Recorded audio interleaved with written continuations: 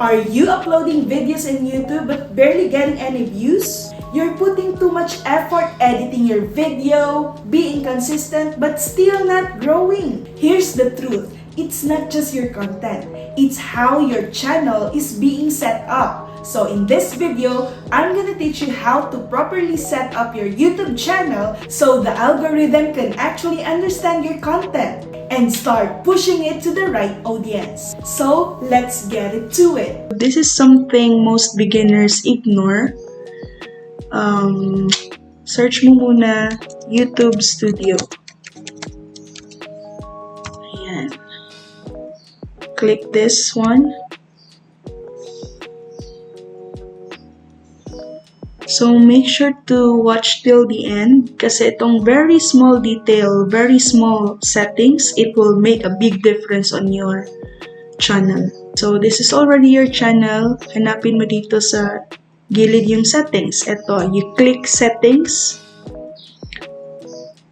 Right. Punta tayo sa channel. Yan. You have to set up kasi your channel here. Of course, country of residence.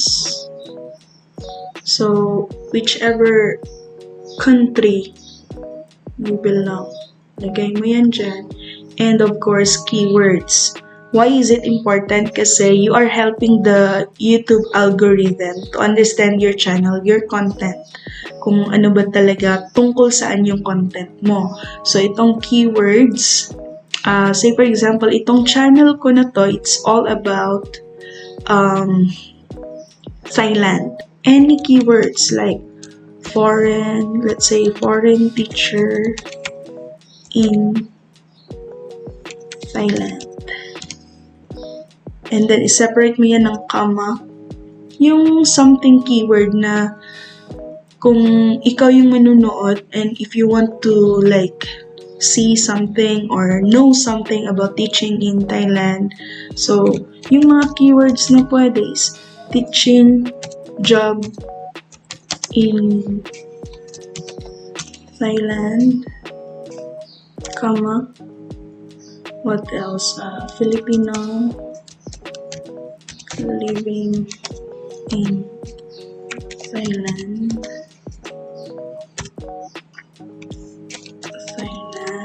Teaching job.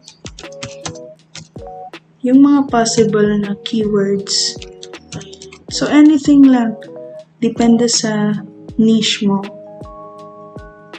Ayan. So, pwede yan until 500 keywords. But this time, this is just an example. Basic info pa lang yon. Now, we also have this advanced settings. So, ano ba to? Audience. Now, there is a specific question here. Do you want to set your channel as made for kids? So, kung hindi ka naman gumagawa ng video about or made for kids, so please click no.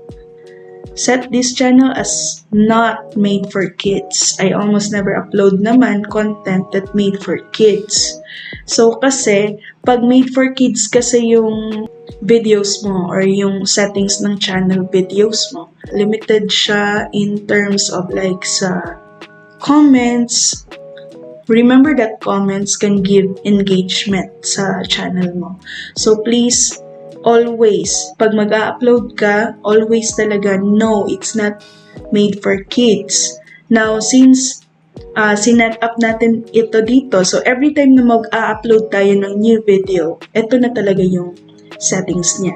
Kasi, kung hindi mo to isi-set, naka-yes made for kids yan siya by default. So, kaya, we need to really set it here. Pwede mo namang gawin yan every time na mag-upload ka, but sometimes makakalimutan mo. So, it would always be better na dito pa lang na-set mo na yung proper na settings ng channel.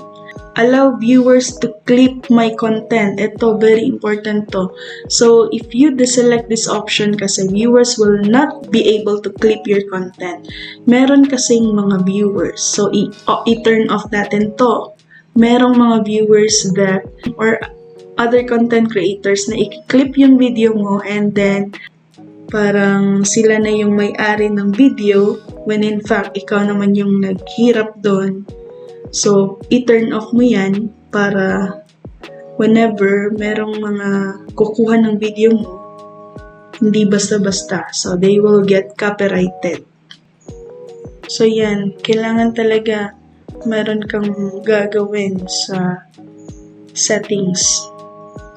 So, importante talaga to. Let's go to upload defaults. Dito sa basic info, nasa upload defaults na tayo, tapos na tayo sa channel. Basic info, so optional naman yan.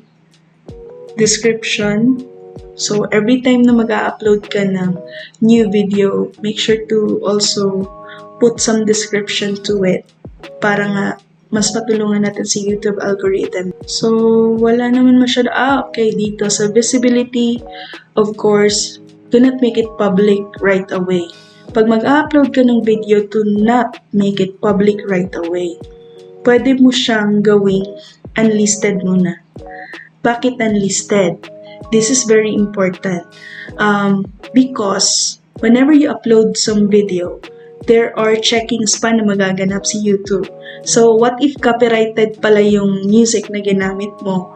Or maybe, gusto mong palitan yung thumbnail or anything that you want to have, yung mga changes na gusto mong gawin. So, since naka-unlisted siya, hindi pa yan visible to the viewers. Pwede mo pa yang i-change bago mo gawing public. So, whenever you upload video, please do not make it public right away. And then dito, pwede din yung private ha, but etong unlisted yung ginagamit namin talaga. So that kung meron mong copyright, YouTube can give you right away the notification na copyrighted yung video mo, so you have to make some changes. So dito sa tags, kung ano yung mga related sa video mo, sa video na ina-upload mo. Like, for example, you are uploading a video about requirements for teaching job in Thailand. So ilagay mo dyan yung mga possible isi-search ng viewers whenever they want to know something about like that. What are the requirements about teaching jobs in Thailand, or when is the hiring season for teaching in Thailand, something like that. So tags, that's also very important. So dito, ito lang munang visibility. Yung tags, hindi ko muna siya isi-set because I want it na kung ano talaga yung video ko, yun yung mga tags na ilalagay ko dyan. So, pwede mo yung i-leave lang muna. And then, upload defaults pa din, pero dito sa advanced settings. Yan, mayroong language. Okay.